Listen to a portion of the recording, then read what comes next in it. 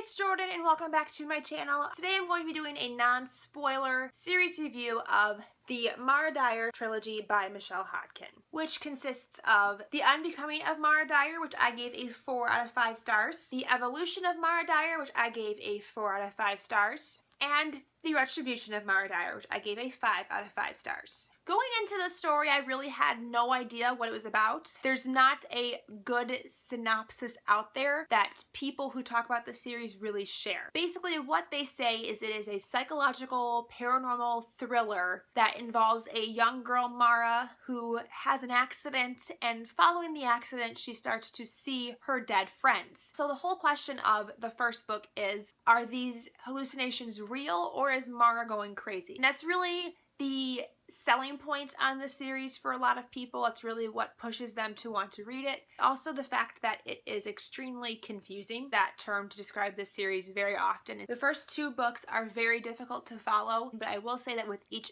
book I found the story to be more fleshed out. So what did I like about this series? Almost everything. I thought they were extremely fast-paced reads. I read each of these books in almost a sitting. They were very gripping. The fact that I was confused for a majority of the time actually pushed me to read it, because I wanted to know so desperately what was happening and the reasons behind things. I was like compelled to continue reading. And every time that I got a little sliver of revelation, it pushed me to want to read even more. So that was something that was really great about these books, that even though they're very confusing and hard to follow, they're still incredibly addictive. I also really liked being confused. I liked that I could theorize and hypothesize and really let my mind wander. I also really liked the way it was written. Just the way that Michelle Hodkin tells a story is just so incredibly gripping. They're hard to put down. They're very hard to walk away from.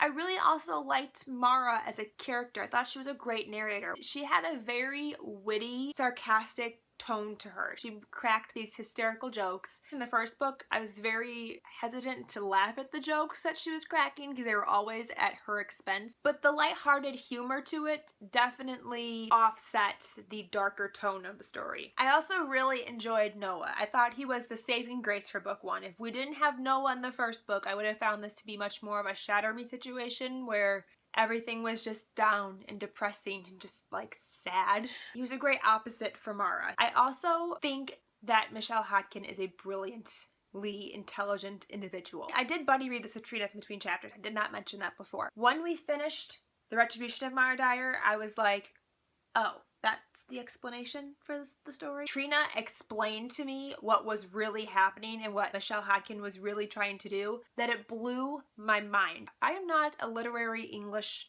specialist. I'm a science major. I know math and I know science, and I don't understand literary concepts. They go right over my head.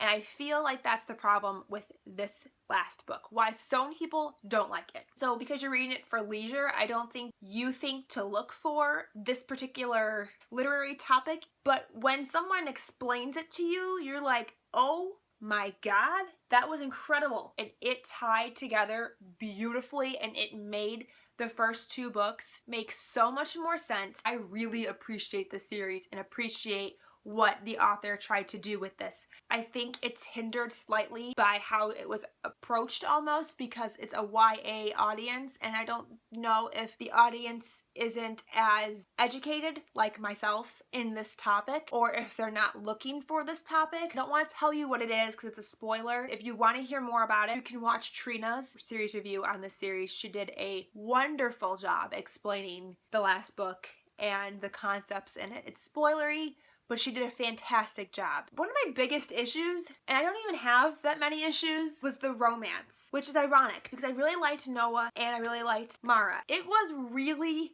insta-lovey. They did start off the first novel kind of not liking each other, a little bit of love-hate going on. When it progressed, it progressed. I mean, it went from 0 to 85. Once they acknowledged their feelings for each other, it was like, I will die without you. I'm like, whoa, a chapter ago you hated his guts. Now you're madly, obsessively in love with him. Insta-loviness makes sense by the end of the 3rd book, but it just was like, holy crap, I love you, but I hated you yesterday. Even though I loved the confusion and I loved being completely kept on my toes like all the time, I got a little bit frustrated. Things didn't go the way I wanted it to. She leads you down like 12 different avenues at the same time, and there was one particular avenue that I really enjoyed, and the story did not flesh out that way, and I was kind of irritated with it because she built such a awesome foundation for that avenue, and we didn't go that route, which is fine. I really appreciated how it ended, and I can respect how it ended, but I wanted it to go this way, and I was bummed that it didn't. In all, what I really liked about it was I liked the confusing aspect of the story. I liked the witty banter. I thought they were written very well, and I really liked the way the story was resolved, and I very much appreciate what Michelle Hodkin tried to do. On the flip side, I was a little annoyed. I was led down so many avenues and then frustrated that I couldn't get out of it what I wanted to get out of it. And I was also a little turned off by how quickly the romance progressed. So who would I recommend the series to? It definitely plays on a lot of those same ideas that classics are so well renowned for, but it approaches it in a very different way from like a YA standpoint. So if you like YA and you like classics and you want something completely different from the normal YA story, I would say check this out. Finally, will I be continuing with this series? Absolutely. I mean, obviously, I really liked this one. Michelle Hodkin is writing, I believe it's another trilogy. It's called The Shaw Chronicles, and it's going to be following Noah's perspective. It takes place after the events of the retribution of Mara Dyer. I'm very excited for that. I'm thinking we're going to have things fleshed out a whole lot more in that series. Since we already know what she's doing, I think that series will be even stronger, and I'm very excited to read from Noah's point of view. So if you've read this series and you really enjoyed it, or you didn't enjoy it and you have different opinions from mine, I would definitely love to talk about it in the comments down below. Thank you guys so much for watching, and I will talk to you very soon. Bye!